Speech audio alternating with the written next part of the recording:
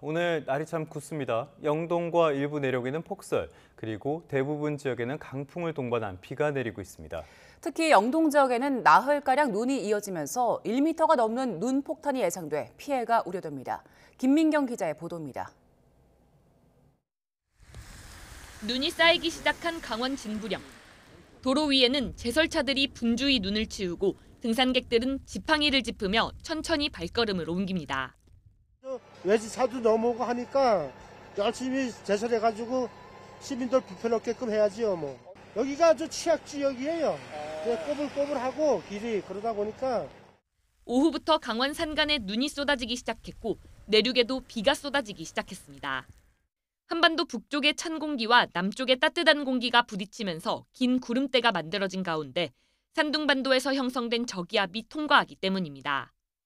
눈비는 밤 사이에 가장 거세진 뒤 오늘 오전까지 전국에 영향을 미칠 전망입니다. 이 북쪽에서 내려온 이 고기압 확장과 이 발달한 저기압이 가까워지면서 가장 강한 강수가 내리는 시각은 2일 밤부터 3일 오전이 되겠습니다. 저기압이 밤 사이에 우리나라를 지나기 때문인데 동시에 북쪽 찬 공기의 강도가 강해지면서 기온이 낮아져 비가 눈으로 바뀌는 곳도 많아집니다. 오늘까지 경기와 충북, 경북 등 일부 내륙에는 5에서 많게는 25cm 이상, 서울에도 최고 10cm의 눈이 쌓이겠고 비가 내리는 곳에서도 해안과 산간에는 80mm 이상, 내륙에도 많게는 60mm가 예상됩니다. 영동과 남부 일부를 제외한 내륙의 눈비는 오늘 오후부터 점차 잦아들 걸로 보입니다. 하지만 영동에는 나흘 동안 눈이 이어지면서 1m가 넘는 눈폭탄이 쏟아질 전망입니다. 북동쪽에서 찬 공기가 계속 내려오는 가운데 동쪽으로 이동한 저기압이 회전하면서 남동풍을 끌어올려 동풍이 더욱 강해지기 때문입니다. 동풍이 수렴을 하면서 이 수증기도 공급이 되고 찬 공기가 더 강하게 유입되기 때문에 이 눈의 지속 시간이 매우 길어져 눈의 양이 다른 지역에 비해서 월등히 높아지는 그러한 양상이 될 겁니다. 봄의 시작부터 전국의 날씨가 비상인 가운데 오늘 새벽 서해는 해일 피해를 주의해야 하고 동해안은 당분간 폭설로 인한 시설물과 차량 안전사고에 대한 대비가 필요합니다. YTN 김민경입니다. 이렇게 궂은 날씨에 사고 소식도 있습니다. 어젯밤 9시 40분쯤 경기 평택시 포승읍에 있는 서해안고속도로 서평택 나들목 근처에서 목포 방향으로 가던 차량 3대가 연달아 부딪혔습니다. 이 사고로 다친 사람은 없었지만 사고 수습을 위해 한때 도로가 통제되기도 했습니다. 경찰은 선두에 가던 차량이 빗길에 미끄러지면서 사고가 난 것으로 보고 있습니다. 오늘 새벽 1시 50분쯤에는 대전 외삼동에 있는 서산 영덕고속도로 유성터널 근처에서 대전 방향으로 가던 미니버스 한 대와 승용차 4대가 추돌했습니다. 이 사고로 다친 사람은 없는 걸로 파악됐습니다. 경찰은 미니버스가 빗길에 미끄러지면서 연이어 추돌 사고가 난 걸로 보고 있습니다.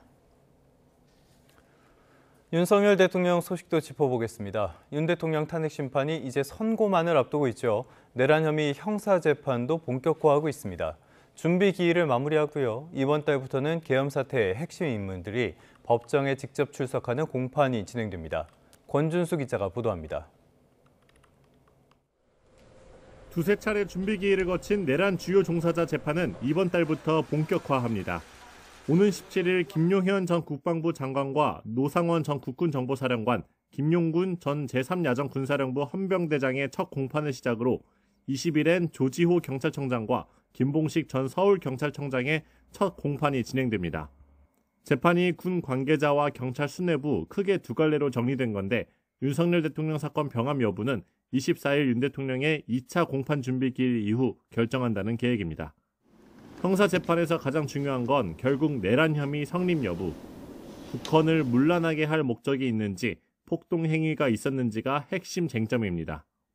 검찰은 최근 군경 관계자들에 대한 추가 기소에 나서면서 국회 봉쇄와 침투, 반국가 세력의 합동 체포조, 그리고 선거관리위원회 점거와 직원 체포가 국헌을 문란하게 할 목적의 3대 폭동 행위라고 정리했습니다. 그런 만큼 앞서 기소한 관계자들 역시 이런 틀 안에서 혐의 입증에 주력할 것으로 보입니다.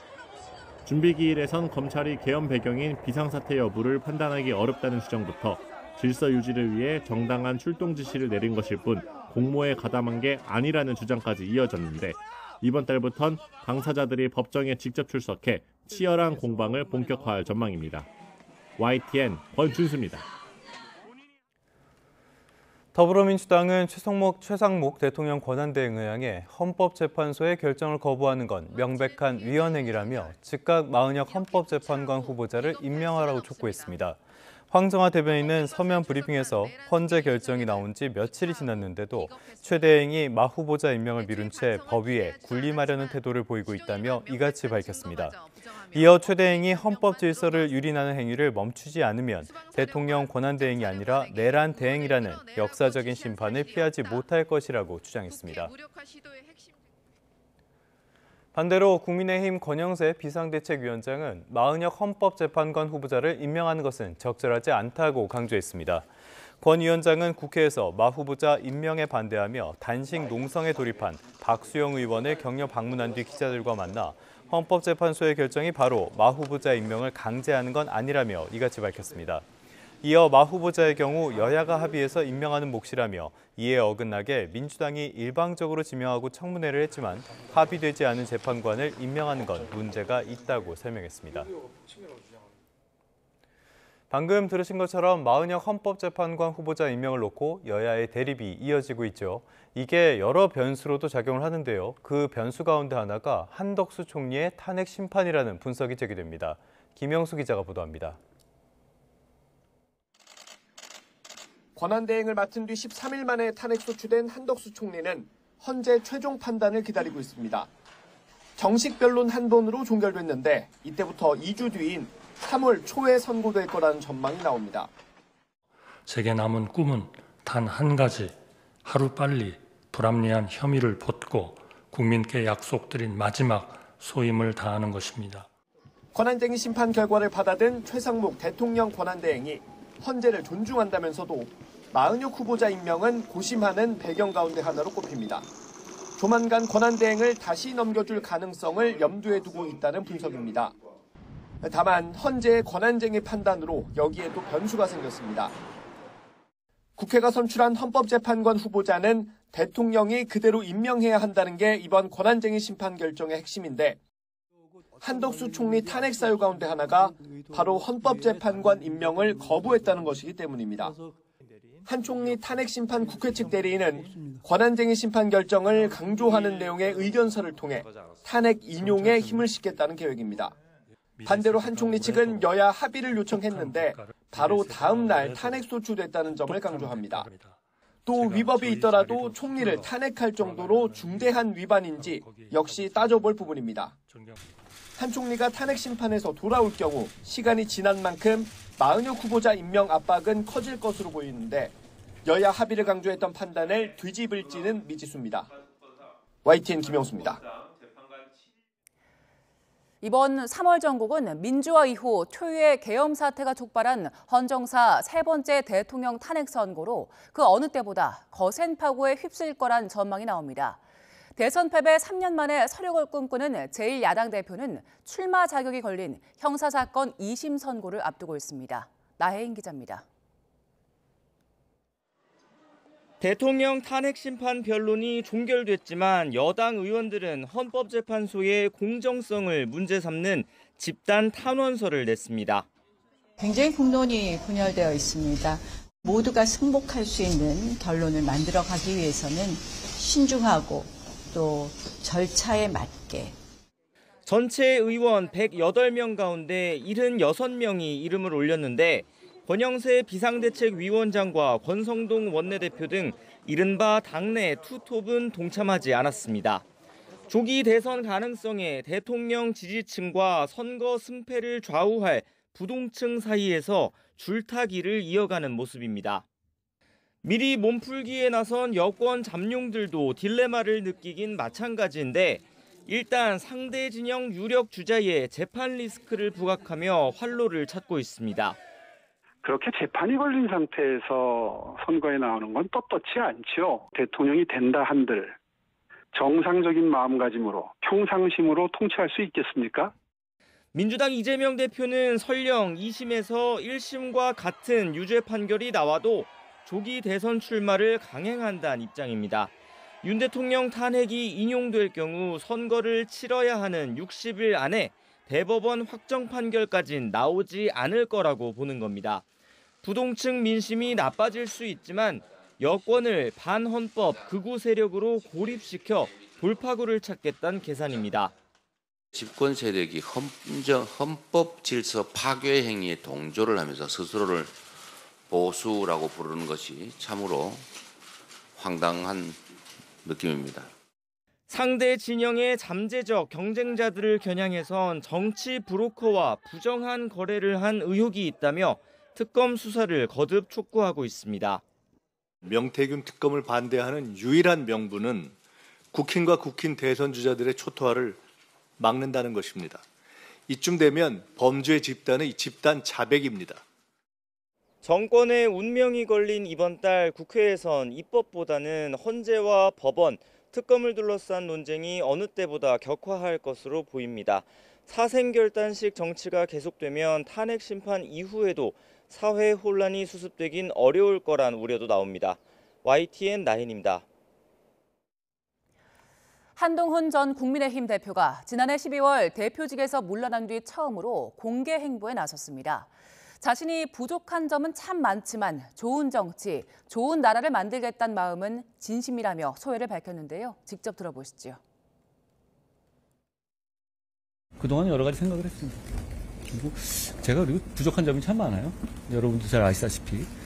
그런데 좋은 정치 하고 싶고 좋은 나라 만들고 싶다는 마음이 진심이거든요.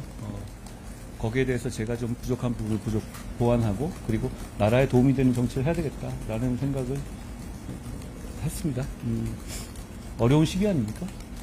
어려운 시기고 어려운 시기에 도움이 되는 정치를 하겠다라는 마음이 다시 저를 기다려주셨던 분들을 보면서 많이 들었습니다. 국민의힘 윤상현 의원은 정치 행보를 재개한 한동훈 전 대표를 겨냥해 아직 한동훈의 시간이 아니라고 직격했습니다. 윤 의원은 국회에서 기자들을 만나 대통령 탄핵 심판이 2주 안에 선고되는데 그때까진 기다려야 한다며 이같이 말했습니다. 이어 한 전 대표의 활동을 얼마나 지지하는지 당원들의 목소리를 들으면 깜짝 놀랄 것이라며 그게 바로 당원들의 정서라고 지적했습니다. 윤 의원은 홍준표 대구시장 등 사실상 조기 대권 행보를 이어가는 인사들에 대해서도 헛된 꿈이라며 탄핵을 반대하겠다는 분이 어떻게 조기 대선과 같은 생뚱맞은 행보를 할 수 있느냐며 비판했습니다.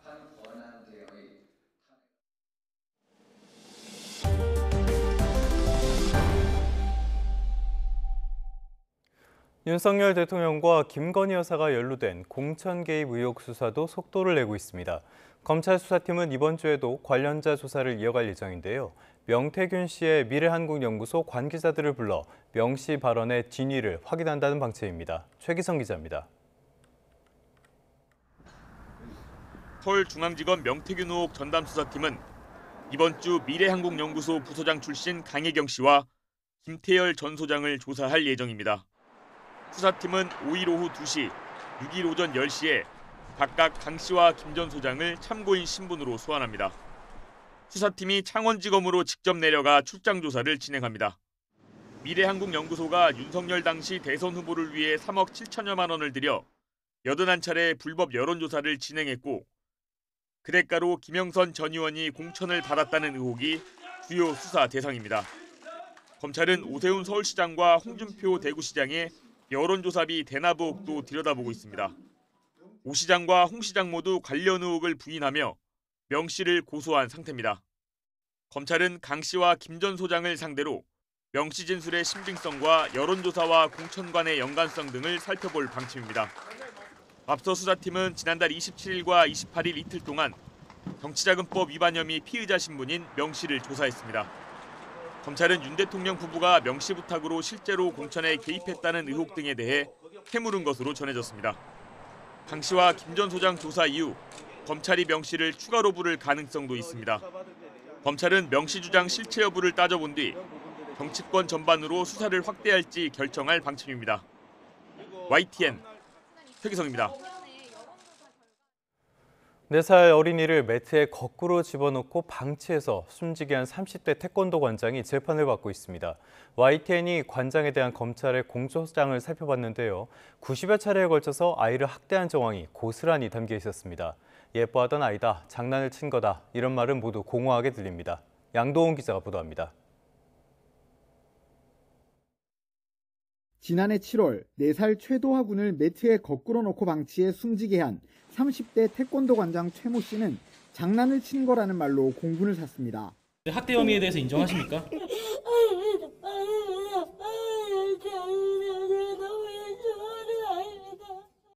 그런데 YTN이 확보한 최 씨에 대한 검찰 공소장에는 학대 정황이 빼곡히 담겨 있습니다. 손으로 아이의 머리 앞 뺨, 가슴을 꼬집거나 때린 건 물론 막대기로 허벅지를 여러 차례 때렸다고 적혀 있습니다. 가만히 있던 아이의 머리를 발로 걷어찬 뒤 손으로 10번 넘게 구타했다는 내용까지 나옵니다. 4살 아이를 엎드려 뻗쳐시키고 발을 들어 올려 머리를 찍게 하는 가혹행위까지 한 것으로 조사됐습니다.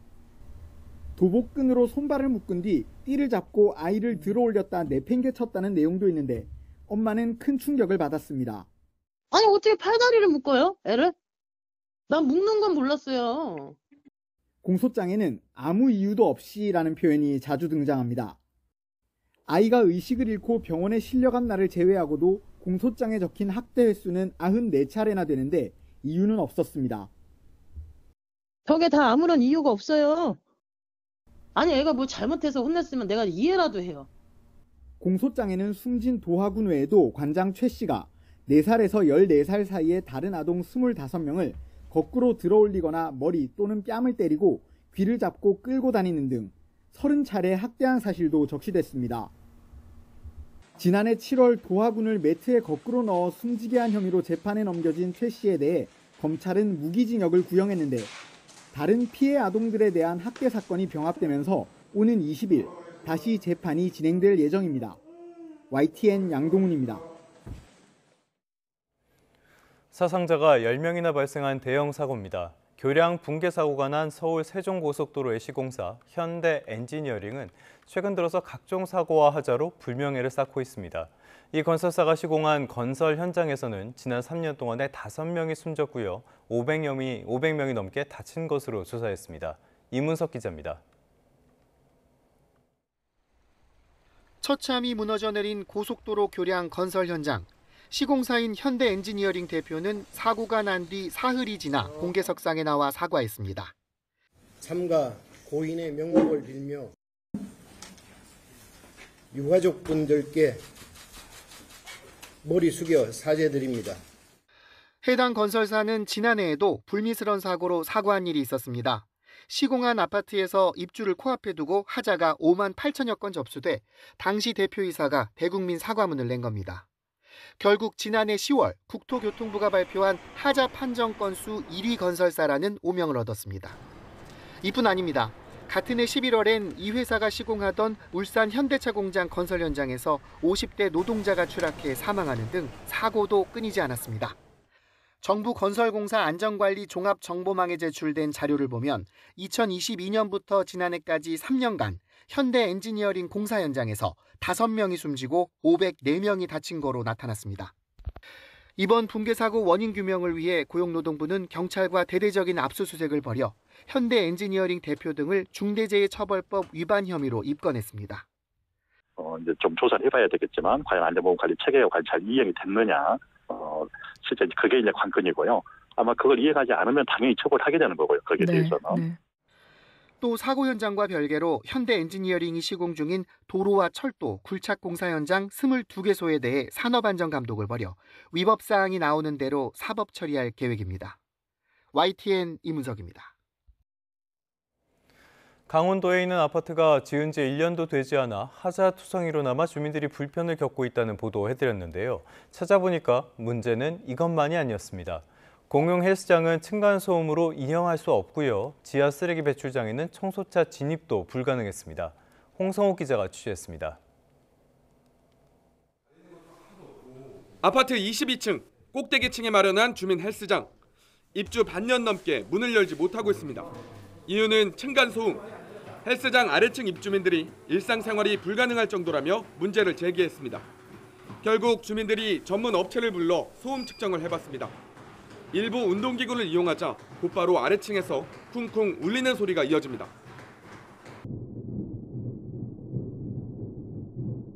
뛰는 소리가 다 들리니까 쿵쿵 소리 나서 시끄러워가지고 잘 생활을 못할 것 같아. 주민들은 정확한 소음 측정 결과가 나오는 대로 건설사에 정식으로 문제 해결을 요청하기로 했습니다. 문제는 또 있습니다. 아파트 지하 1층에 설치한 쓰레기 배출장. 원래라면 청소 차량이 들어와 수거해야 하지만 어찌된 일인지 경비원이 직접 쓰레기를 지상으로 옮기고 있습니다. 이것은 본래 쓰레기 배출 장소가 아닙니다. 아파트 지하로 쓰레기 수거 차량이 진입하지 못하면서 매일 이곳에 쓰레기를 옮겨놓는 겁니다. 출입구 경사가 높아 쓰레기 차량 바닥이 지면에 다 파손 우려가 있는 상태. 자치단체는 해당 아파트만을 위해 쓰레기 수거 차량을 바꿀 수는 없다는 입장입니다. 건설사는 출입구 공사를 다시 하겠다고 했지만 입주민들은 얼마나 걸릴지 모르는 공사로 인한 불편을 떠안기 부담스럽습니다. 청소업체에서는 들어가는 걸 거부하는 거고 그 시공자층에서는 그러면 이제 그 제한 제시를 해서 거기를 좀 더 완만하게 만들어주면 들어갈 수 있다. 이렇게 됐는데 그 공사를 하려고 했는데 그걸 못하게 한 거죠. 주민들이 내놓은 쓰레기를 다시 아파트 밖으로 옮겨야 하는 경비원들만 고생입니다.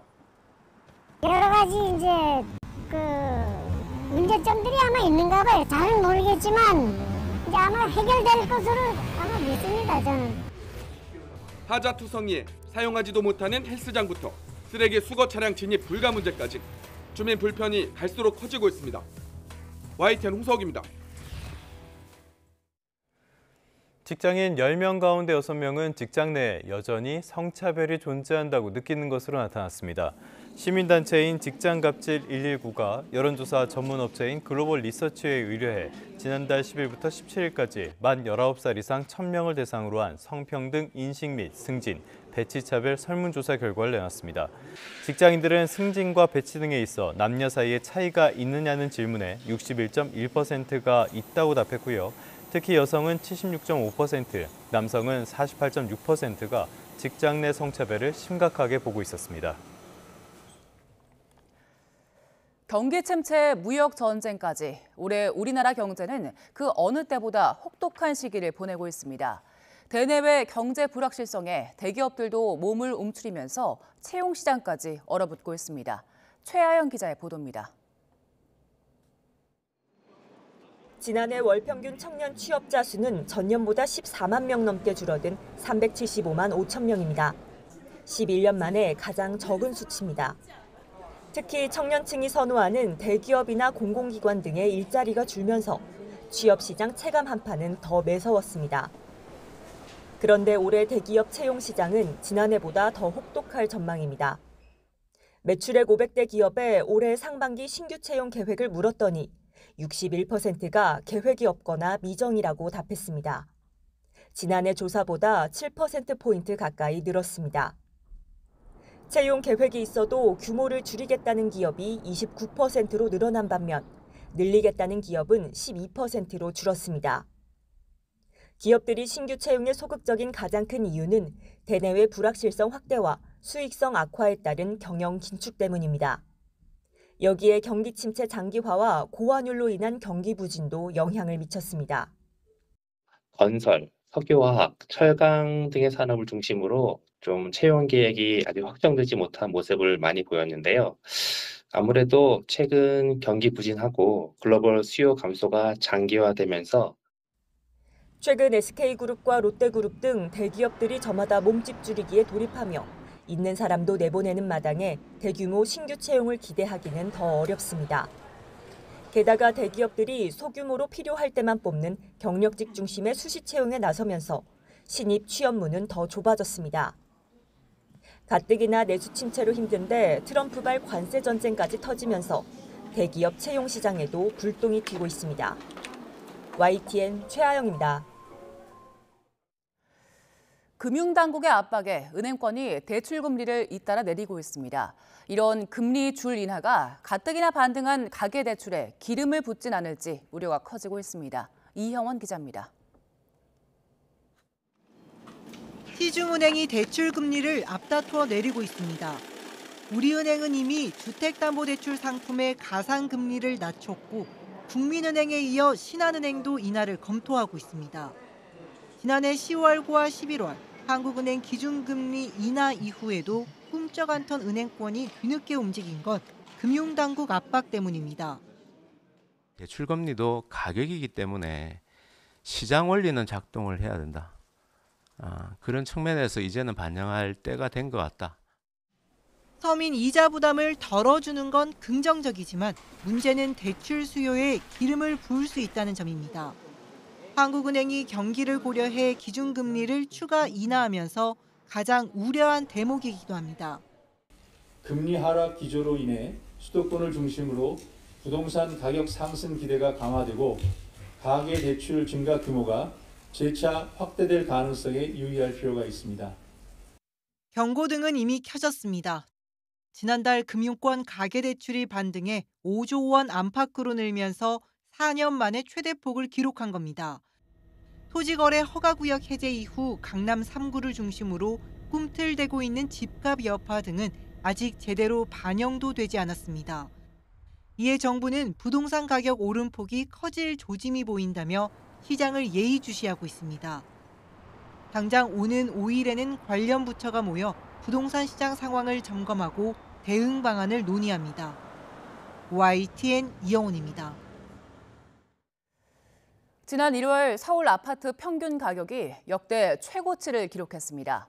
부동산 R114가 서울 25개 자치구에 있는 아파트 155만 가구의 평균 가격을 조사한 결과 지난 1월 기준 13억 8,289만 원으로 나타났습니다.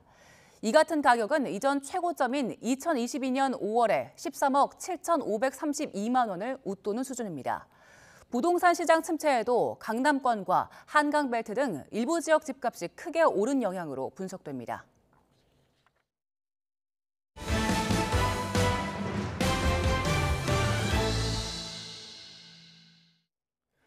탄핵 전국 속에서도 해마다 3월에 이루어지는 한미연합연습인 자유의 방패는 올해도 정상적으로 실시됩니다.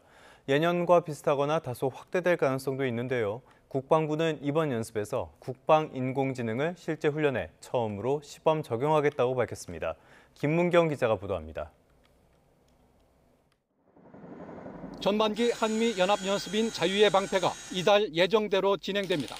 탄핵 전국이 계속되고 있지만 유사시에 대비한 연합연습은 소홀히 할 수 없다는 판단입니다. 다만 전시를 가정한 계엄 관련 연습은 다소 조정될 것으로 알려졌습니다. 약 2주간의 지휘소 연습에 이어 진행되는 실기동 훈련은 다음 달 중순까지 이어질 것으로 보입니다. 훈련이 거듭될수록 규모가 커졌던 만큼 이번에도 지난해와 비슷하거나 더 커질 것으로 관측됩니다. 이번 연습에서는 지난해 7월 선보인 국방 생성형 AI를 시범 적용한다는 계획입니다. AI에 축적된 자료가 실제 지휘 통제 체계에 잘 적용되는지가 핵심 점검 대상입니다. 일단 연습관에 사용을 해보고 그래서 실제 지휘 통제 체계에 어떻게 AI를 적용할지 이걸 시범적으로 저희들이 이번 연습 때 한번 활용을 하고자 하는 겁니다. 북한은 방어적 성격의 한미 연합훈련을 군사적 망동으로 규정하고 핵무기 개발을 정당화하는 빌미로 삼아왔습니다. 특히 이번 연습이 트럼프 정부 2기 첫 대규모 한미 연합연습이라는 점에서 북한의 반응 강도는 향후 북미 관계에 가늠자가 될 수 있을 것으로도 보입니다. YTN 김문경입니다. 이번에는 북한으로 가보죠. 김정은 북한 국무위원장이 군 양성기관을 잇따라 방문해 군심 잡기에 나섰습니다. 우크라이나에 생포된 포로가 한국행을 희망하는 등 북한군 파병 상황을 염두에 둔 행보란 해석이 나옵니다. 이종원 기자입니다. 교정 입구부터 깔아놓은 레드카펫 위로 김정은 국무위원장이 입장합니다. 김 위원장은 북한군 최고 정치장교 양성기관이라는 김일성 정치대학을 찾아 군의 사상 무장과 충성을 강조했습니다. 우리 군대의 건설 방향은 변함없이 우선적으로 철저히 정치 사상 강군화, 도덕 강군화를 앞세우고 바로 다음 날엔 초급지휘관 양성기관인 강건 종합군관학교를 현지 지도하며 현대전의 실전 경험을 갖춘 인재 육성을 당부했습니다. 모든 학생들이 현대 전장들에서 이루어지는 실전 경험들을 우리식으로 소화습득하며 통상적인 행보로 볼 수도 있지만 내놓은 메시지를 고려하면 북한군이 파병된 우크라이나 전장을 염두에 둔 행보라는 분석이 나옵니다. 생포된 북한군 포로가 반국행을 희망한다는 육성이 언론에 보도된 상황에서 군심을 다잡을 필요가 있고 파병으로 습득한 현대전 실전 경험을 교육에도 적극 활용하라는 지시로 볼 수 있기 때문입니다. 군부의 반발과 피로감을 완화시키면서 지도자는 격려하고 예비 장교들은 충성을 명시함으로써 이틀 내내 김정은의 머리 위를 장식한 러시아식 모자에도 관심이 집중됐습니다. 커다란 방한용 모자를 실내에서도 벗지 않는 모습도 보였는데 종전 가능성이 커진 상황에서 러시아를 의식한 거란 시선도 있습니다. 종전 가능성이 커지면 러시아한테 북한의 전략적 중요성은 감소하거든요. 그러니까 북한은 뭐라 그럴까 좀 조급해지고 이단 군사학교 방문에도 별다른 대난 메시지는 없었지만 우리 공군기지 등이 몰려있는 사천시 지도나 괴뢰 한국 경멸 등이 적힌 포스터를 의도적으로 노출하기도 했습니다. YTN 이종원입니다. 최근 트럼프와 젤렌스키 대통령의 정상회담이 파국으로 끝났죠. 백악관은 미국과 협상할 수 있고 러시아와 전쟁을 끝낼 수 있는 지도자가 우크라이나에 필요하다며 정권 교체를 시사했습니다. 마이크 왈츠 백악관 국가안보보좌관은 언론 인터뷰에서 트럼프가 젤렌스키 대통령의 사임을 원하고 있는지 묻는 질문에 이렇게 답했습니다. 왈츠 보좌관은 젤렌스키 대통령의 개인적, 정치적인 동기가 자국 내 전쟁을 끝내는 것과 다르다는 것이 분명해질 경우에는 정말 심각한 문제가 된다고 지적했습니다. 트럼프 미국 행정부가 젤렌스키 대통령을 거칠게 공격한 뒤에 오히려 우크라이나 국내에선 지지율이 대폭 오른 것으로 나타났습니다. 우크라이나 여론조사 업체 레이팅이 지난달 20일과 21일에 진행한 조사에서 젤렌스키 대통령의 지지율은 65%로 집계됐습니다. 전쟁이 길어지면서 완만하게 하락하던 지지율이 한 달 사이에 8%포인트나 급등했습니다. 이번 조사가 이뤄진 시점은 트럼프 대통령이 우크라이나의 광물 자원 지분 50%를 요구하고 이를 거부한 젤렌스키 대통령을 독재자라고 비난한 직후였습니다. 트럼프 2기 출범 이후 세계는 훨씬 불안정하고 위험해졌습니다. 그리고 이 핵심에는 역시 미중 패권 경쟁이 있죠. 그래서 주목을 받는 게 중국의 연례 정치 행사 양회입니다. 두 가지 회의를 뜻하는 말인데요. 오는 4일부터 열립니다. 개막식을 겨냥해 10+10 관세를 때리려는 트럼프 2기에 맞서 어떤 작전 계획을 내놓을지에 관심이 쏠립니다. 베이징에서 강정규 특파원입니다. 국정자문기구인 전국인민정치협상회의와 국회격인 전국인민대표대회를 통틀어 일컫는 양회. 두 회의가 각각 4일과 5일 차례로 개막합니다. 정부 업무보고에선 올해도 변함없이 5% 안팎 경제 성장 목표를 제시할 전망입니다. 부양책으론 재정 적자율을 4%로 끌어올리거나 최대 900조 원에 달하는 특별 국채 발행 등이 예상됩니다. AI와 로봇, 전기차 등 첨단 분야에서 민간 기업의 역량을 총동원하기 위한 지원책 마련에도 나섭니다. 先富促共富为推进中国式现代化做出新的更大贡献. 양회를 코앞에 두고 중국의 산업 기술을 총괄하는 공업 정보화 부장을 교체한 것도 같은 맥락입니다. 고위급 인사 개편과 함께 국방비가 얼마나 늘어날지도 관심입니다. 미국이 핵 군축을 거론한 가운데 오는 9월엔 항일 전쟁 승리 80주년 열병식도 예정돼 있습니다. 왕이 외교부장은 7일 내외신 앞에서 반트럼프 연대를 촉구하는 메시지를 발신할 거로 보입니다. 트럼프 대통령이 양회 개막을 겨냥해 10+10% 관세를 때린 것에 대한 반격 조치도 주목됩니다. It's 10+10. In case, was there confusion on that? There was, sir. Yeah. Okay, 10+10. It's the second 10. 트럼프 집권 2기 출범과 관세 전쟁 국면 속에 열리는 중국의 연례 정치 행사. 좋든 싫든 미국에 맞선 내부 작전 회의로 비치게 됐습니다. 베이징에서 YTN 강정규입니다. 지난달 28일 갑작스러운 호흡곤란 증세를 보였던 프란치스코 교황이 이틀째 안정적으로 휴식 중이라고 교황청이 현지 시간 2일 밝혔습니다. 교황청은 언론 공지에서 교황이 평온한 밤을 보낸 뒤 안정적 상태에서 휴식하고 있다고 전했습니다. 프란치스코 교황은 다균성 감염에 따른 호흡기 질환으로 지난달 14일 로마 제멜리 병원에 입원했습니다. 전 세계 많은 나라에서 아이들의 교내 휴대전화 사용을 금지하고 있습니다. 그런데 막상 학교에서 휴대전화를 금지해도 아이들 성적이나 건강에는 별 도움이 안 된다는 연구 결과가 나왔습니다. 왜 그런지 김선중 기자가 보도합니다. 학생들이 교실에 들어가기 전에 개인 사물함에 휴대전화를 보관합니다. 브라질에서 학교 내 스마트폰 사용 금지법이 시행에 들어가면서 생긴 새로운 모습입니다. A gente também, quando a gente não está com o celular dentro da escola, a gente pratica mais a fala. Então, cada vez mais a gente vai ficando com essa paixão por conversar, assim. 스마트폰 금지는 공립과 사립학교 모두에 적용되고 학생의 장애나 건강상 이유가 있을 때만 예외적으로 허용되는데 지난해 여론조사를 보면 응답자 3분의 2 가까이가 법안에 찬성했습니다. Os alunos tinham dificuldade de concentração, a questão do isolamento social, muitos alunos que usavam muita tecnologia, eles se isolavam no momento de intervalo.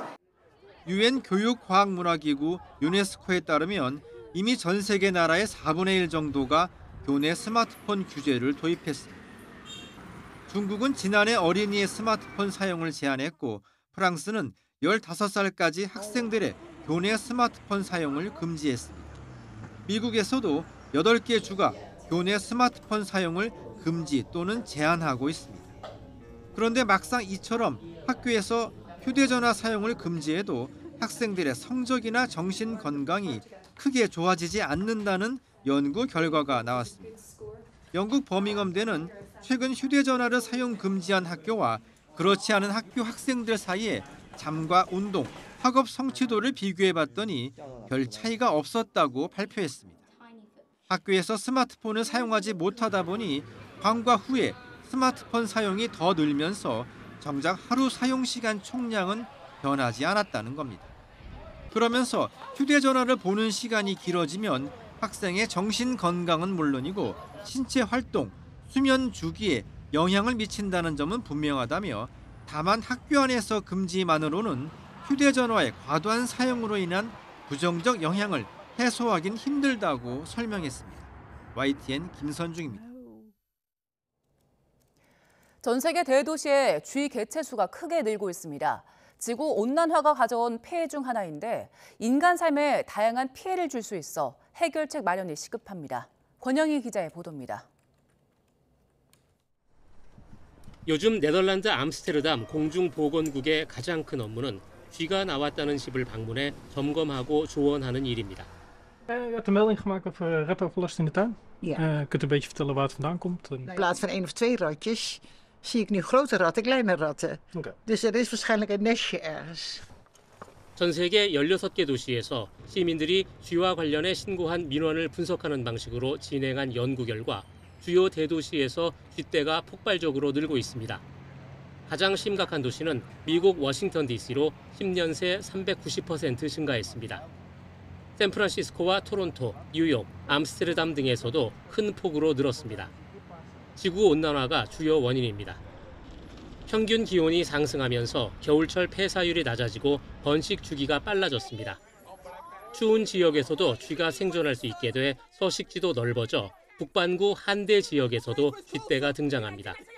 Wintertime is getting less cold over the years, which means that the rats can reproduce more easy, and there are more rats usually means more complaints. 쥐는 단순히 불쾌감을 줄 뿐만 아니라 렙토스피라와 페스트, 살모넬라 같은 전염병을 사람에게 옮길 수 있습니다. 농작물과 식량에 피해를 주고 도시 위생과 환경도 악화시킵니다. 이 때문에 일부 도시는 뒤방면을 주요 시정 과제로 삼고 다양한 활동을 진행하고 있습니다. Buildings with 1 to 9 residential units will be required to put their trash into wheelie bins like this one here. They will be required to make sure that they're sealed. 급격한 온난화와 도시화로 갈수록 심각해지는 쥐와의 전쟁에서 승리하려면 도시 환경을 개선하고 기후 변화의 영향을 줄이려는 노력이 필요합니다. YTN 권영입니다.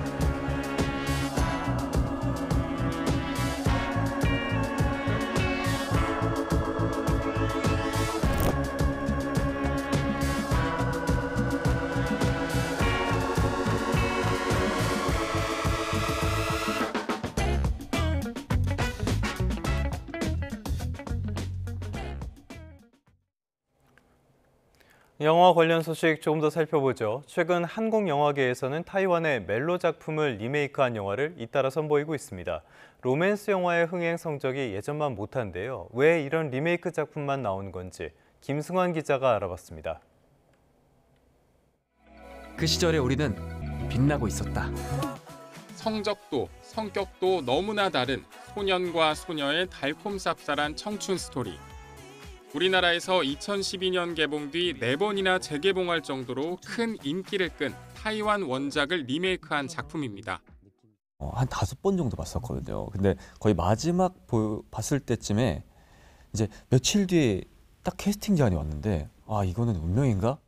이 원작 영화가 워낙 유명하기도 하고 저도 너무 재밌게 본 영화 중에 하나라서 교복을 입은 학생 역할을 너무너무 해보고 싶었는데 이처럼 최근 개봉한 한국 멜로 영화 중엔 원작 이름까지 그대로 가져와 리메이크한 작품들이 줄을 잇고 있습니다.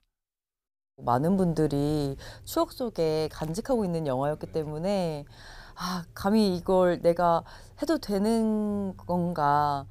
어떤 시대가 달라지고 사는 방식이 달라져도 누군가의 마음에 가닿는 일 자체는 변하지 않는 것 같거든요.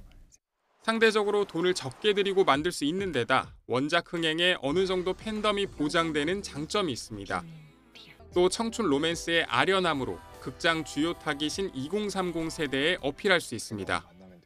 어느 시대에나 통할 수 있는 이야기인데다가 또 한국의 스타가 같은 이야기를 연기했을 때 어떻게 변할 것인가 하는 호기심도 불러일으킬 수 있고 다만 배우 손예진과 수지가 첫사랑의 아이콘으로 떠오른 클래식, 건축학개론처럼 국내 로맨스 계보가 끊긴 건 아쉬운 점으로 꼽힙니다.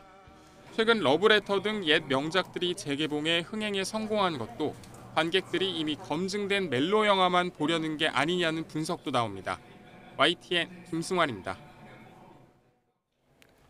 이번엔 볼만한 두 외국 여성 작가의 전시도 소개해드리도록 하겠습니다. 한상옥 기자가 미리 만나봤습니다.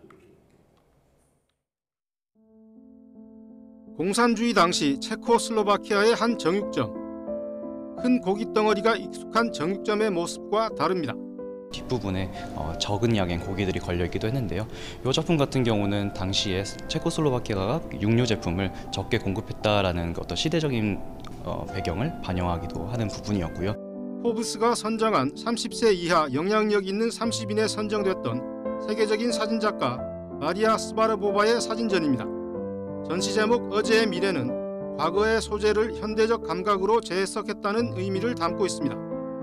고정된 프레임에 갇힌 인물들의 경직된 행동 패턴과 무표정, 고정된 시선 등은 사회적 비판의식을 반영하고 있습니다. 자신만의 독창적인 방식으로 사진 작품을 남기고 있는 마리아 스바르보바의 어떤 현대적인 감성과 그리고 오래된 것의 그 섬세한 그 균형을 잘 조화시켜서 어떻게 보면 과거와 현재와 미래를 모두 관통하는 메시지를 전달하고 있는 작가입니다. 과거도 현재도 아닌 시공간을 초월한 독특한 미학을 선보이며 관람객들에게 새로운 시각적 경험을 선사합니다. 축 처진 어깨에 인상을 쓰고 있는 청년. 하지만 강렬한 눈빛에서는 불굴의 의지가 엿보입니다. 찰스 디킨스의 소설 두 도시 이야기를 모티프로 한 작품에서는 혼잡한 도시 상황과 분열적인 도시 환경을 묘사했습니다. 독일 여성 작가 울리케 토이슨의 국내 첫 개인전입니다. 초상화 시리즈를 중심으로 잉크 드로잉과 드라이 포인트 애칭, 설치 등 다양한 재료와 매체를 넘나드는 작품 64점이 선보이고 있습니다. YTN 한상옥입니다. 요즘은 정말 갈등의 시대입니다. 지역과 이념, 성별, 세대로도 갈라져서 초갈등의 시대라는 말까지 나오는데요. 어르신이 커피를 내리고 청년을 홍보하는 세대 통합형 카페가 문을 열어 새로운 소통의 장이 되고 있습니다. LG 헬로비전 신병균 기자입니다. 대구 수성구 범호동 세대 통합형 노인 일자리 카페 할로마켓. 커피를 내리고 빵을 굽는 어르신들의 손이 분주합니다. 할머니, 할아버지의 할과 영어 인사 헬로를 결합해 어르신들이 인사하며 맞이한다는 의미로 할로마켓이라는 이름을 지었습니다. 옛 범어 3동 치안센터 유휴 공간을 리모델링해 문을 연 할로마켓에는 어르신 30명이 교대로 일하고 있습니다. 바리스타 자격증을 따고 준비하고 있었는데 이렇게 좋은 기회가 되어서 함께 일하게 되었습니다. 그런데 노인들이 집에 있다가 나오면 굉장히 행복하고 좋습니다. 그래서 더 젊어질 것 같고. 어르신들이 음료와 빵을 만들고 청년이 홍보와 마케팅을 지원하고 있습니다. 수성대학교 학생 12명은 사회관계망 서비스 SNS를 활용해 할로마켓을 알리고 있습니다. 짧은 글, 소설, 시 같은 걸로 홍보를 목적으로 하고 있습니다. 어르신분들과 이런 좋은 자리를 만들 수 있어서 굉장히 영광스럽게 생각하고 또 필요한 활동이라고 생각합니다. 생명보험 사회공헌재단은 할로마켓 리모델링과 인테리어, 집기류 구매 등 초기 사업비 3억 원을 지원했습니다. 수성 시니어클럽은 어르신들을 대상으로 음료 만들기와 빵 굽기 등 교육 프로그램을 운영했습니다. 참여자를 모집, 교육, 그리고 현장 운영까지 책임지고 있습니다. 어르신들 모시고 커피 교육, 베이커리 교육, 위생 교육 진행하였고요. 숙련된 기술로 지금 현장에서 열심히 근무하고 있습니다. 지역과 이념, 성별, 세대로 갈라진 초갈등 시대에 커피 내리는 어르신들과 홍보하는 청년들의 조화가 마음을 따뜻하게 하고 있습니다. 헬로티비 뉴스 신병균입니다. 도널드 트럼프 미국 대통령이 가상화폐 전략 비축 계획을 공식화했습니다. 트럼프 대통령은 자신의 SNS에 글을 올려 리플과 솔라나, 카르다노를 포함한 가상화폐 전략 비축 추진을 행정명령을 통해 실무그룹에 지시했다고 밝혔습니다. 트럼프 대통령은 미국의 가상화폐 비축이 바이든 행정부 공격으로 위기에 빠진 이 산업을 보호하고 미국을 세계 가상화폐의 수도로 만들 거라고 강조했습니다.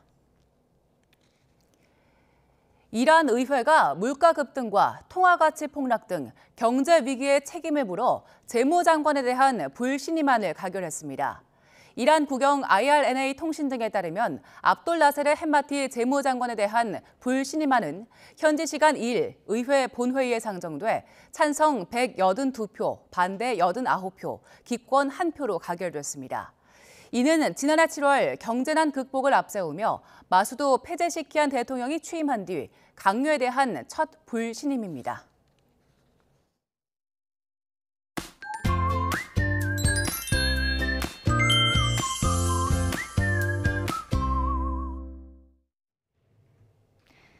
연휴 마지막 날에도 궂은 날씨가 이어지고 있습니다. 현재 강수구름이 대부분 지역에 영향을 주고 있고 서울 등 일부 지역은 비가 눈으로 바뀌어 내리는 곳이 있는데요. 특히 대설경보가 발효 중인 강원 지역에는 밤새 폭설이 쏟아지고 있고요. 이미 산간 쪽에는 50cm에 달하는 많은 눈이 내려 쌓였습니다. 앞으로 강원 산간에 최고 30cm 이상, 충북 북부와 경북 북부에도 15cm가 넘는 폭설이 집중되겠고요. 서울 등 내륙에도 1에서 5cm의 눈이 더 내리겠습니다. 해안과 해상으로는 강한 바람과 함께 너울이 지속하겠는데요. 해안가 안전사고에 각별히 주의하셔야겠습니다. 오후부터는 눈비가 서서히 그치겠지만 내일 새벽부터 다시 내리겠고요. 영동 지방은 모레까지 눈이 길게 이어지면서 1m 안팎의 적설량을 기록할 전망입니다. 지금까지 날씨 정보였습니다. 네, 뉴스타트 1부 마무리하겠습니다. 잠시 후 2부가 이어집니다. 시청해주신 여러분 고맙습니다.